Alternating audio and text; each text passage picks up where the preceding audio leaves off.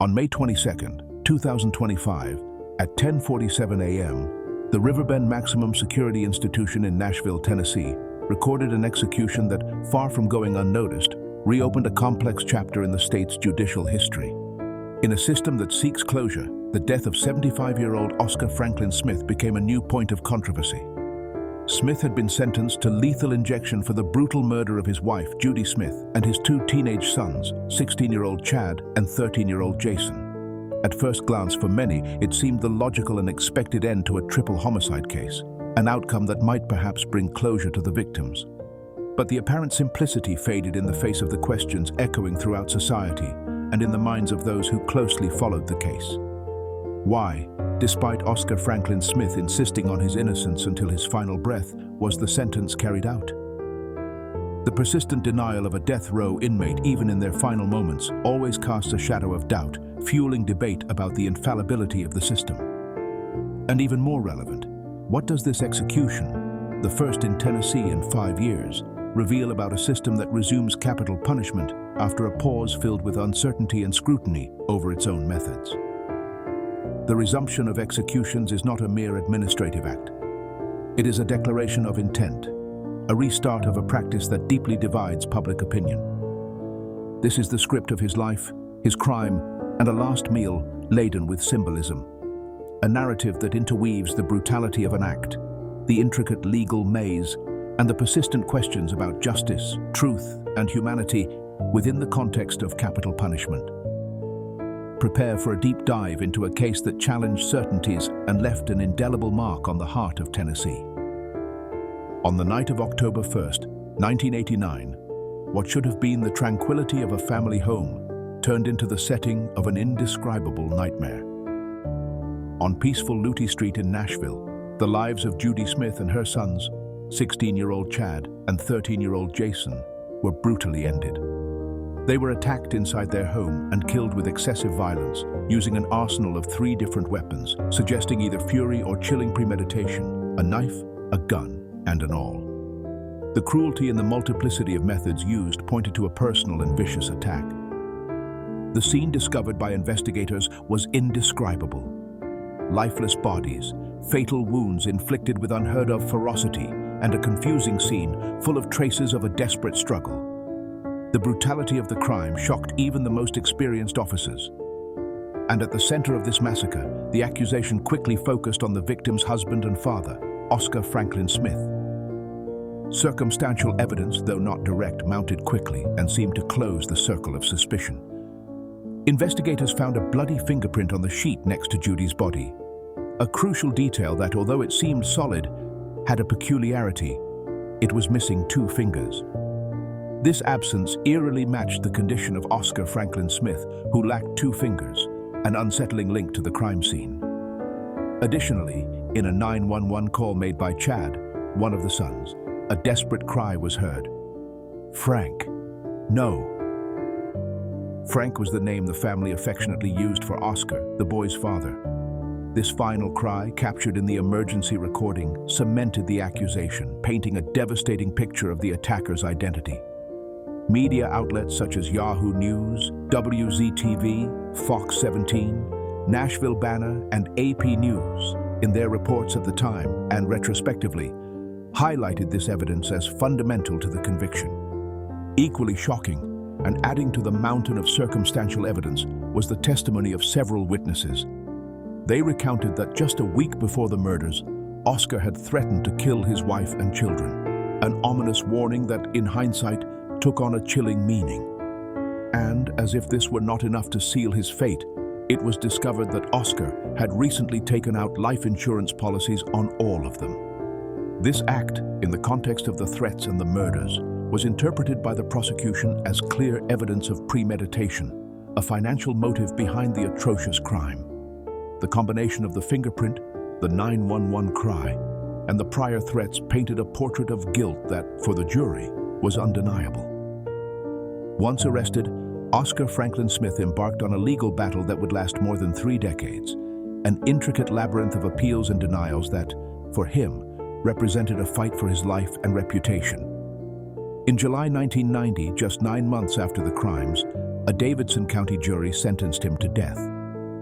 The speed of the sentence reflected the strength of the circumstantial evidence presented by the prosecution and the community's outrage over the brutality of the murders. However, Oscar's defense did not give up. They argued that Oscar Smith suffered from paranoid disorder, chronic depression, and possibly paranoia with delusions. They presented experts who testified about his mental state, attempting to show that his actions, however terrible, may have been influenced by a diseased mind. To support this line of defense, they also presented family history, pointing out that his father had been diagnosed with paranoid schizophrenia, suggesting a possible genetic predisposition to severe mental illness. This strategy aimed to humanize Smith and raise reasonable doubt about his full mental capacity at the time of the crimes. Despite these arguments, the conviction held firm, but the legal battle did not end there. The shadow of capital punishment loomed over Oscar Franklin Smith for 35 years, an extraordinary span of time on death row. During these 3.5 decades, Tennessee, although not executing him, saw him pass through multiple execution deadlines that were postponed again and again, along with a long suspension of executions throughout the state. Each execution date was an emotional roller coaster for Smith and his lawyers, a countdown that could end at any moment or stretch indefinitely. Uncertainty became the only constant in his existence. Even in his final years, the hope for a final review did not completely fade. In 2022, Smith's defense attempted to reopen the case with new DNA evidence. They sought conclusive proof that could exonerate him, or at least sow enough doubt for a new review. However, a state court, after considering the new evidence, concluded that it was not sufficient to overturn the original conviction, and that the existing evidence of guilt was overwhelming, according to reports from AP News. This decision largely sealed his final fate, bringing him inexorably closer to the day of his execution. Oscar Franklin Smith's legal battle was a testament to the defense's perseverance, but also to the system's unyielding determination to uphold its verdict. The path toward Oscar Franklin Smith's execution was not a straight line. It was marked by an unexpected pause that, for a brief period, offered him a glimmer of hope. In April 2022, when Smith's execution seemed imminent, Tennessee Governor Bill Lee granted a temporary reprieve. This decision, which halted the machinery of death, was not based on Smith's innocence or guilt, but on logistical and administrative issues affecting the entire death penalty system in the state. The reason behind this general reprieve was crucial. Tennessee had failed to comply with its own protocols for reviewing lethal drugs. Specifically, there were failures in the testing for endotoxins and the purity of the chemicals used for injections.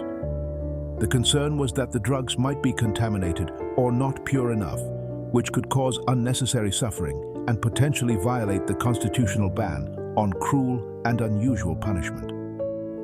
Media outlets such as the Nashville Banner, Wikipedia, and AP News widely covered this controversy. This pause forced the state to review its procedures and called into question the humaneness of the lethal injection method. For Oscar Smith and his lawyers, this suspension was an invaluable respite, a renewed hope amid a grim outlook. It was an opportunity, albeit small, to avoid an end that, according to them, could be torturous. Smith's defense had repeatedly pointed out the inherent risks of lethal injection: extreme pain, pulmonary edema, and inhumane procedures that, according to their arguments, were comparable to torture methods like simulated drowning. They had presented expert reports detailing failures in other lethal injection executions, where inmates showed signs of prolonged agony. The governor's reprieve, though temporary, validated their concerns about the way the state conducted its executions. However, this pause in hope proved to be fleeting. In just 2 years, with efficiency that contrasted with the usual slowness of the system, Tennessee implemented a lethal injection protocol using pentobarbital as the sole drug.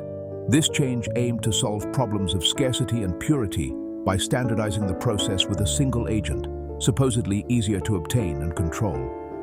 And in March 2025, the state issued new execution orders, with at least 4 cases scheduled for that year, clearly signaling its intent to resume capital sentences with renewed vigor. Oscar Franklin Smith, as part of this restart, faced the same choice as Brad Sigmund a few months earlier: electrocution or lethal injection. By refusing to choose between these methods, perhaps as a final act of defiance, or simply out of the belief that he should not participate in his own execution, Lethal injection was applied to him under the revised protocol as the default method, as established by Tennessee law. The window of hope had closed, and the machinery of Tennessee's criminal justice system was set in motion once again. In the ritual that precedes execution, the last meal becomes one of the few remaining moments of choice and humanity for a condemned person. It is a small breath of normalcy on a day that will culminate in an extraordinary and irreversible act. Just before being strapped onto the gurney, Oscar Franklin Smith requested a simple meal, full of nostalgia, and perhaps an echo of his youth or of happier times: hot dogs, tater tots, apple pie, and vanilla ice cream. A selection far from the extravagance sometimes associated with these last requests. It was not a display of opulence nor an exotic whim, but a deeply human act, a window into the person behind the convict. For Smith, this meal was a breath of relief in the midst of adversity, a final vestige of autonomy. The hot dogs and tater tots evoke a comforting, almost childlike meal, while the apple pie and ice cream add a touch of familiar sweetness. This choice, reported by WZTV and Yahoo News, is an example of how, even in the darkest moments, human beings seek comfort in the familiar, in what connects them to their past and their most basic identity. On death row, where life is reduced to waiting and the anticipation of death, the last meal is a small act of affirming individuality, a final pinch of control over an unavoidable fate. For Smith, it was a moment to savor one last connection with a world that would soon abandon him. On May 22, 2025, the day of his final execution, the tense anticipation that had accompanied Oscar Franklin Smith for more than 3 decades reached its culmination. At 10:47 a.m., pentobarbital, the sole drug under Tennessee's revised protocol, was administered. The witnesses, located in an adjacent room, observed with a mix of solemnity and perhaps apprehension. What was sought was a swift and humane process, without the errors and prolonged agonies that had marked other lethal injection executions. However, despite the revised protocols, the process was not free from visual anguish. Reports from AP News and Nashville Banner described how Smith's face changed from a reddish hue to a bluish tone within minutes, a sign of oxygen deprivation. There were no signs of extreme pain, nor the convulsions or gasping breaths seen in other problematic executions. But there was evident respiratory agony. The passage between life and death was completed in approximately 7 minutes, a lapse that, while fast for an execution, remains an eternity for the one experiencing it and for those witnessing it. Efficiency in this case did not completely erase the harshness of the act. But beyond the mechanics of the execution, it was Oscar Franklin Smith's final words that resonated the most. In an act of defiance and a final public statement, Oscar raised his voice against the justice system that had condemned him. His message was direct and forceful. The justice system doesn't work. I'm not the first, and I won't be the last. This phrase, laden with a somber accusation, reflected his conviction that his case was merely a symptom of a much larger problem, an inherent failure in how justice is administered. Then, in his last breath, he maintained his innocence. I didn't kill her. Despite decades in prison, despite the evidence presented against him, Oscar Smith refused to admit guilt for the crime that led to his death. This final denial only added another layer of controversy to the case, leaving a lingering question in the minds of many. He also addressed Governor Bill Lee, the figure who had the final word over his fate, reminding him of the moral weight of his decision. In a moment of deep intimacy and faith before him, his spiritual advisor, Reverend Monica Coakley, prayed fervently and sang "I'll Fly Away" inside the execution chamber, a scene without precedent in Tennessee. This act of faith in such a somber setting offered a striking contrast to the brutality of the moment and added a spiritual dimension to the end of Oscar Franklin Smith. His death became not just a judicial act, but a complex tapestry of personal convictions, public accusations, and the echo of a spirituality seeking to transcend earthly finality. The execution of Oscar Franklin Smith, as is often the case with death penalty cases, did not generate a uniform reaction. Rather, it deepened existing divisions in society, manifesting in expressions of pain, persistent doubts, and protests on both ends of the moral and legal spectrum. On the other side of the execution chamber door, where those awaiting the fulfillment of justice had gathered, the relatives of the victims, Judy, Chad, and Jason, gave public statements. Their pain was palpable, their voices an echo of the tragedy they had endured for over 3 decades. "We will never stop missing Judy, Chad, and Jason. Domestic violence destroys lives," they expressed in statements collected by Axios, AP News, and the Nashville Banner. For them, Smith's execution represented the fulfillment of a long-awaited sentence, an attempt to close a chapter of suffering and honor the memory of their loved ones. The specific mention of domestic violence not only recalled the nature of the crime, but also pointed to a broader social problem, one in which the Smith family's tragedy was inscribed. Their perspective focused on retribution and the end of the legal ordeal, a step toward peace. But at the same time, the prison perimeter became a gathering point for protests at both ends of the emotional spectrum, a reflection of the polarization that the death penalty generates in American society. On one side were voices crying out for justice, which for them meant carrying out the sentence. They were those who firmly believed in capital punishment as a necessary measure to punish the most atrocious crimes and to protect society. For them, Smith's execution was a display of state resolve. On the other side, a significant group of protesters called for an end to the death penalty, using Smith's execution as another argument in their tireless fight. "That shouldn't be done to another human being," said a protester from Christ Church Cathedral, quoted by Wikipedia and AP News, encapsulating the moral argument against capital punishment. These voices argued that execution, regardless of the crime, is an inhumane act, a form of state revenge that degrades both the executed and the society that permits it. They opposed the death penalty on ethical, religious, and systemic grounds, citing the inherent fallibility of the justice system. The presence of Reverend Monica Coakley in the execution room, praying and singing, became a symbol of this moral dissent, a reminder that faith can also call for compassion and the abolition of the death penalty. Therefore, the execution of Oscar Franklin Smith did not close the debate, it intensified it, leaving behind a trail of pain, questions, and renewed activism. The case of Oscar Franklin Smith, even after his execution, leaves several fundamental questions hanging in the air, becoming a case study in the ethical dilemmas and complexities of the criminal justice system. These questions not only challenge Smith's individual execution, but extend to the legitimacy and morality of the death penalty itself. The first question is crucial for public trust in the system. Can an execution fulfill its purpose when there are real suspicions of faulty evidence? Smith's defense, until the end, insisted on his innocence and raised doubts about the quality of the evidence that condemned him, especially the reliability of the confession and the interpretation of circumstantial evidence. Although the courts dismissed these objections, the persistence of doubt, magnified by Smith's final words, gnaws at the idea of absolute and infallible justice. If there is even the slightest chance of a wrongful conviction, is it ethical for the state to apply the death penalty? Secondly, the context of Smith's execution raises another dilemma. Is the reinstatement of the death penalty justified after suspensions due to administrative failures? The 5-year pause in Tennessee was not due to a moral reconsideration of the death penalty, but to the failure to comply with drug protocol procedures. Once the state fixed its processes, executions resumed. This raises the question of whether human life should depend on the availability of certain drugs or on the perfection of bureaucratic procedures, rather than a deeper reflection on the morality of the act itself.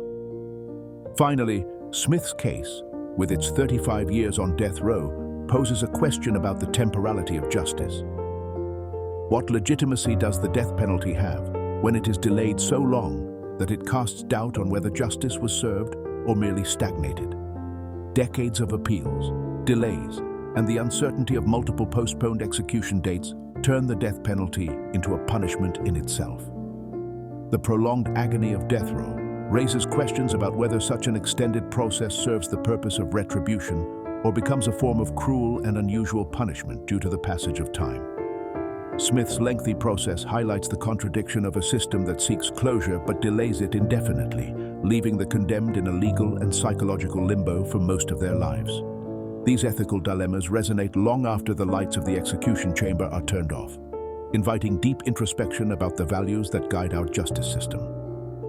Final reflection. Oscar Franklin Smith will not only be remembered as a murderer, a man whose violence tore apart his family's life and left a mark of horror in his community. His story, with all its layers of complexity and ambiguity, places him in the annals of the death penalty in a more nuanced way. He will be remembered as the man who lived decades between hope and oblivion, a condemned man who experienced the agony of multiple postponed execution dates and the uncertainty of a system seemingly incapable of deciding his fate. He will be remembered by many as someone who maintained his innocence until the end, a denial that, while it did not change the verdict, did fuel doubt and public debate. And, in a final gesture of deep humanity in the face of death, he will be remembered as the man who turned his last meal into an act full of nostalgia and simplicity. And while the protocol for lethal injection changed and executions resumed, Tennessee once again tightened its bond with an eternal debate, one that refuses to be resolved despite the passing years and the lives lost. By executing Smith, the state reaffirmed its commitment to capital punishment, but did so under renewed scrutiny and with the shadow of doubt hanging over the methods and the validity of its verdicts. Between the legal and the ethical, the just and the humane, there is a thin line. It is a line that the case of Oscar Franklin Smith and his controversial execution helped to make more visible. On one end, the law seeks retribution and the fulfillment of sentences. On the other, ethics and humanity compel us to question the pain, the fallibility, and the moral implications of taking a life, even that of a convicted criminal. And at that threshold, the death penalty will always remain an open wound in the social fabric, a point of friction that will continue to divide and provoke reflection long after the names of the condemned fade from the headlines.